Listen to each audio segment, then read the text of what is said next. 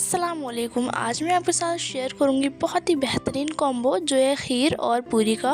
मेरी माने तो ये 20 मिनट में बनकर तैयार हो जाते हैं। बहुत ही आसान तरीके से हम इसको बनाने वाले हैं। और चैनल को सब्सक्राइब कर दीजिएगा, वीडियो को लाइक कर दीजिएगा और अपनी फैमिली और फ्रेंड्स में ज़रूर शेयर कर दीजिएगा। तो चलिए इसे बनाना शुरू करते हैं।